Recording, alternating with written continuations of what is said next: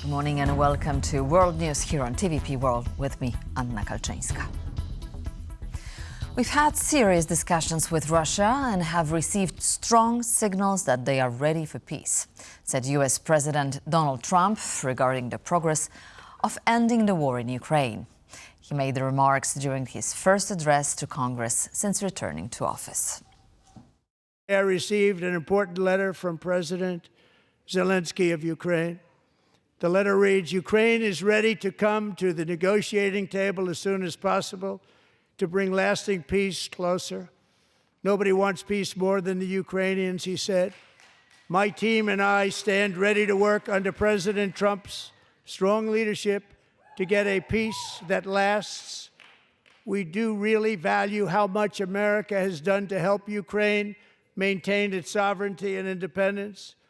Regarding the agreement on minerals and security, Ukraine is ready to sign it at any time that is convenient for you. I appreciate that he sent this letter, just got it a little while ago. Simultaneously, we've had serious discussions with Russia and have received strong signals that they are ready for peace. Wouldn't that be beautiful? Wouldn't that be beautiful? And our Kyiv correspondent Oz Katerji comments on the reactions to Donald Trump's speech and provides the latest about attacks in Ukraine. So the Ukrainian government will be fairly pleased with the messaging coming out of Washington on Tuesday night. The carefully calibrated messages that Zelensky and his government were sending towards Washington regarding the suspension of aid and trying to get this mineral deal signed seems to have had at least a temporary positive impact on Donald Trump, as evidenced by his speech to Congress. Now, President Zelensky has also been very clear-eyed about what he sees the Russian peace deal being, very much not willing to concede on the major points that Russia is trying to push the Americans to make the Ukrainians concede on. Let's take a listen to what Zelensky had to say about that in his address on Tuesday night. We know that Russia has not changed its stance or its demands regarding Ukraine. They will continue to demand a reduction of our army, seek legal recognition of their territorial claims, and push for a deep political deformation of Ukraine, weakening our constitution. But I will say this: as long as we stand together, as long as we remain strong, they will not succeed. Our peace will be a just peace. Glory to Ukraine. So a clear-eyed statement there from President Zelensky about how he sees the Russians trying to end this war on their terms. And President Zelensky there saying that they will not succeed on these measures. Now, it's important to note that while all of this discussion is taking place regarding the war is very much ongoing here. We had 2 people killed and 7 injured in Russian attacks overnight, with 170 drones launched and 3 Iskander ballistic missiles launched onto the territory of Ukraine. So while these discussions are taking place, bombs are still falling down on the heads of Ukrainian civilians. It's Oz Katerji reporting from Kyiv for TVP World.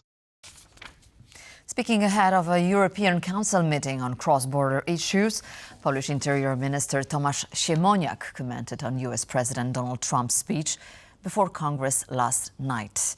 While his view little was said about international affairs, he said he's more optimistic than before. On topics that are most important to us, such as supporting Ukraine, peace, ending the war, I think we are in a much better position than last Friday evening. Since that meeting in the White House, there was a letter from Ukrainian President Zelensky which was made public, and President Donald Trump did mention it during his speech.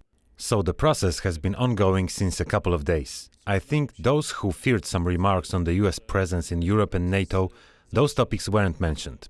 And meetings between Polish President Duda with Trump and Foreign Minister Sikorski with his counterpart Marco Rubio, the visit of the US Defense Secretary to Warsaw confirmed the importance of transatlantic relations are crucial. French President Emmanuel Macron will host Hungarian Prime Minister Viktor Orbán in Paris on Wednesday, one day ahead of a special EU summit on defense and Ukraine. Further support for war-torn Ukraine and ways to strengthen EU defense capabilities will be the focus of the meeting between the French president and the Hungarian Prime Minister. According to Orbán, it is more likely to find a common ground on the issue of European security than on the issue of Ukraine during the upcoming summit. He also announced that he held a phone call with US President Donald Trump, but refused to disclose the details of their conversation. The Macron-Orbán meeting on Wednesday comes after Hungary's announcement that it supports Trump's decision to halt all military aid to Ukraine. Earlier, Budapest blocked the EU's $21.7 billion aid package for Ukraine.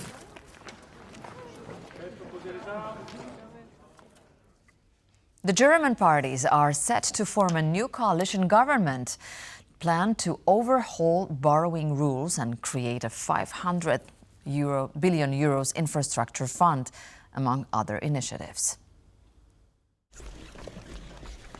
The conservative CDU-CSU coalition, victorious in the recent general elections, is holding talks with the Social Democrats. The parties agreed on a special fund that would raise the defense expenditure above 1% of Germany's GDP.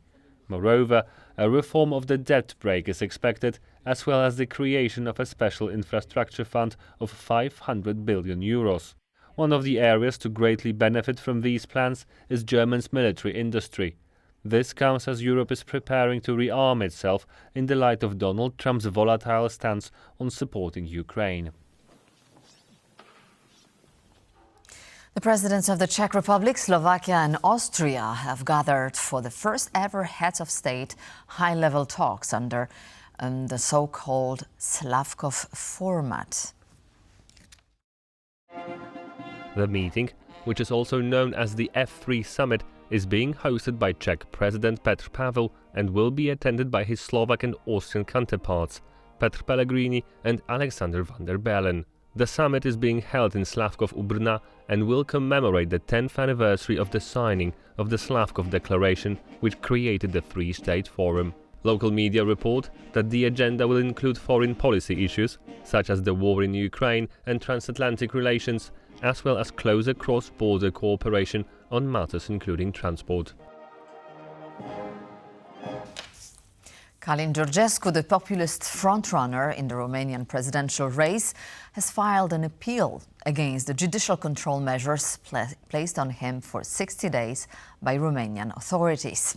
The measures barred Georgescu from leaving the country or actively posting on social media, and were placed on the politician after he was accused of 6 offences, including undermining the constitutional order and spreading false information. He has denied all the charges, but the authorities still opened a criminal investigation against him. Georgescu arrived at the district court in Bucharest on Wednesday to file the appeal, where he was met by large crowds of supporters. He refused to answer questions from the media, but vowed to make more public statements very soon. A decision on Georgescu's appeal is expected on Thursday. In Greece, members of parliament voted on Tuesday to investigate how a minister handled the deadly 2023 train crash that claimed the lives of 57 passengers.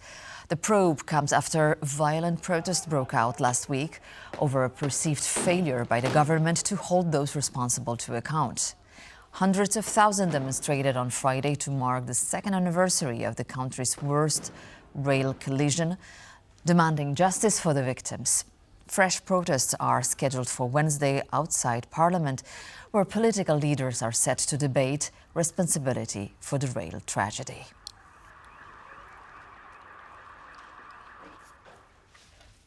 In response to the US imposing new tariffs on goods coming from China, the foreign ministry in Beijing has accused Washington of using the influx of fentanyl into the country as an excuse. China says it is open to dialogue on the issue.